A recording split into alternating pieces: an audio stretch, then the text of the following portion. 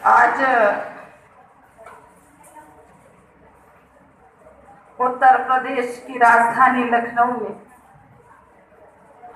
राष्ट्रीय मूल निवासी महिला संघ का 5वां राष्ट्रीय अधिवेशन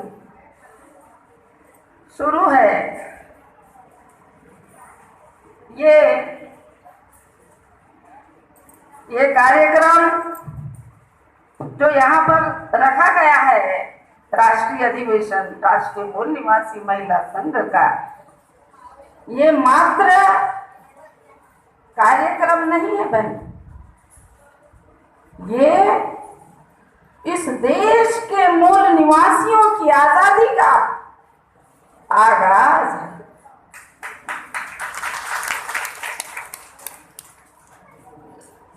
साथियों, इस देश में बहुत बड़ी लड़ाई चल रही है। दो नस्लों के बीच में लड़ाई चल रही है और वो दो नस्लें वो है भारतीय मूल के लोग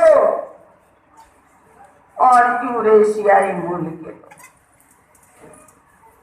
ये जो दो मूल के लोग हैं, दो नस्लों के लोगों के बीच में ये लड़ाई चल रही है इस देश में। और आज यह लड़ाई वामसेफ राष्ट्रीय मूल निवासी संघ के माध्यम से ये लड़ी जा रही है। साथियों, माननीय वामन मेश्राम साहब के नेतृत्व,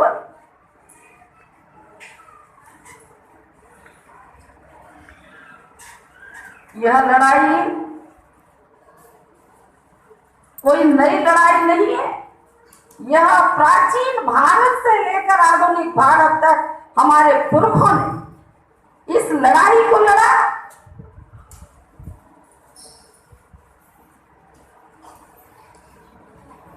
तथागत बुद्ध ने भारतवर्ष में भारत के मूल निवासियों के आजादी के आंदोलन की शुरुआत की प्राचीन भारत में, और वह आंदोलन पूरी तरह सफल हुआ।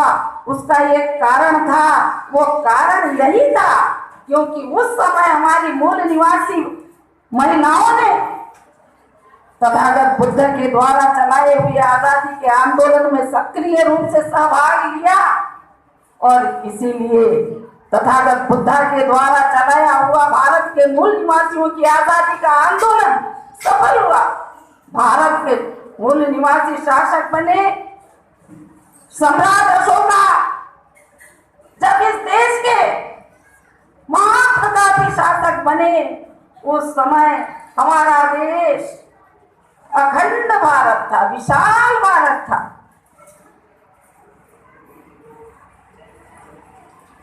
आधुनिक भारत में राष्ट्रपिता ज्योतिराव फुले ने भारत के मूल निवासियों के आजादी के आंदोलन की शुरुआत सर्वप्रथम अपने घर से की।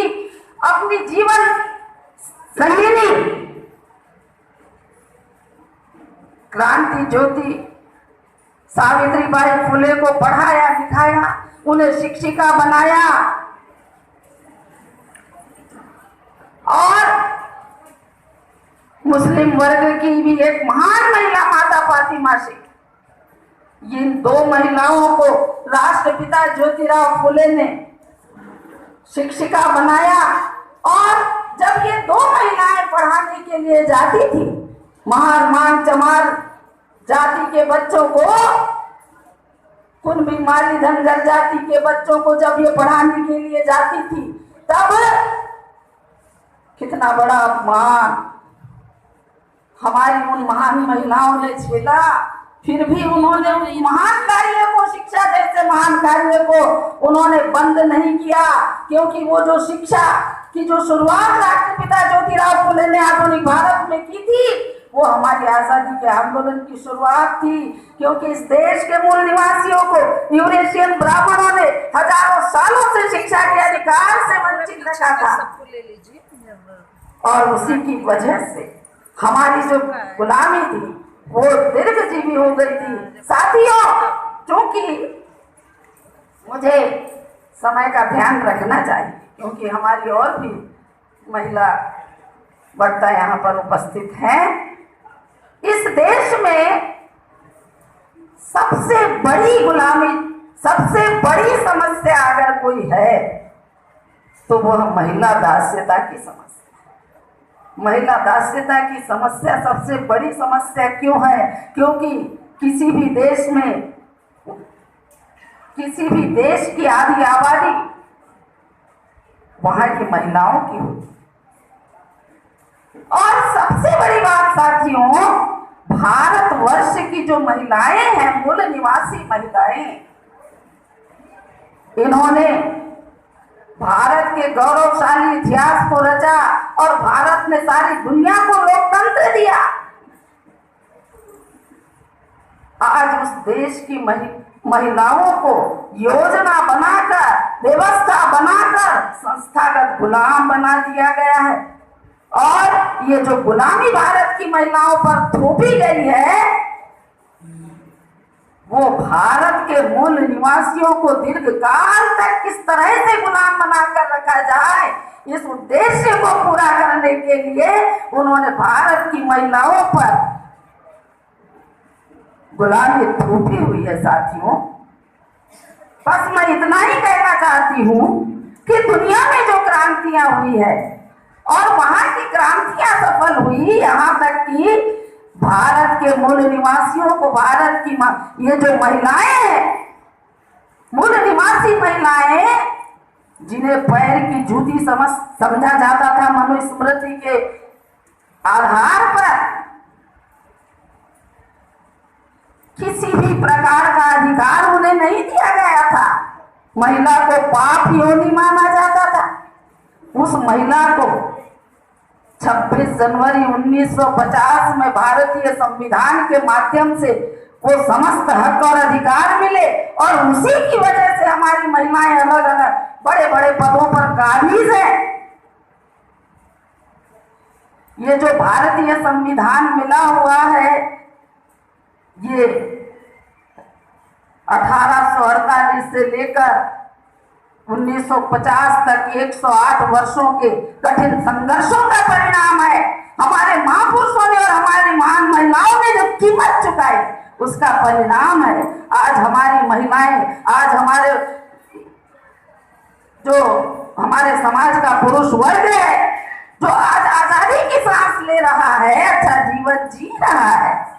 तो साथियों, भारतीय संविधान में जो अधिकार हमारे लोगों को जो दिए गए, भारत के मूल निवासियों को, भारत की मूल निवासी महिलाओं को, वो सारे अधिकारों जो मिले हैं, मैं सैल्यूट करती हूँ उन महान महिलाओं को जिन्होंने, डॉक्टर बाबा साहब अम्बेडकर ने जो 1942 में नागपुर में शेड्यूल्ड कास्ट फेडरेशन का राष्ट्रीय अधिवेशन लिया था और उसमें 25,000 महिलाओं ने शिरकत की थी, 50,000 पुरुष प्रतिनिधियों ने उस अधिवेशन में शिरकत की थी। उसी वजह से बाबा साहब अम्बेडकर को प्रारूप संविधान की प्रारूप समिति का अध्यक्ष बनने का अवसर प्राप्त हुआ और उन्हीं महान महिलाओं की वजह से ये तमाम अधिकार हमारे मूल निवासियों को मिले। लेकिन आज हमारे सारे अधिकारों को कानून बनाकर खत्म किया जा रहा है। बहनों, मेरे भाइयों, बस मैं इतना ही आप लोगों से कहना चाहती हूँ कि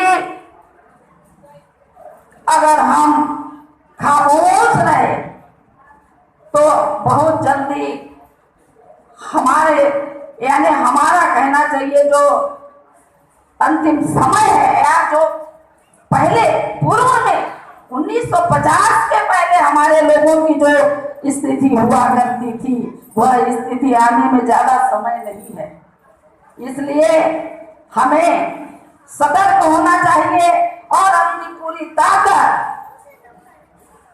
और जो भी साधन संसाधन हम अपने आजादी के आंदोलन को सफल बनाने के लिए लगा सकते हैं, लगाना चाहिए। बस मैं इतना ही आप लोगों से निवेदन करती हूँ और ये हमें करना होगा। जय मुरलीधर। हेलो, धन्यवाद मैडम।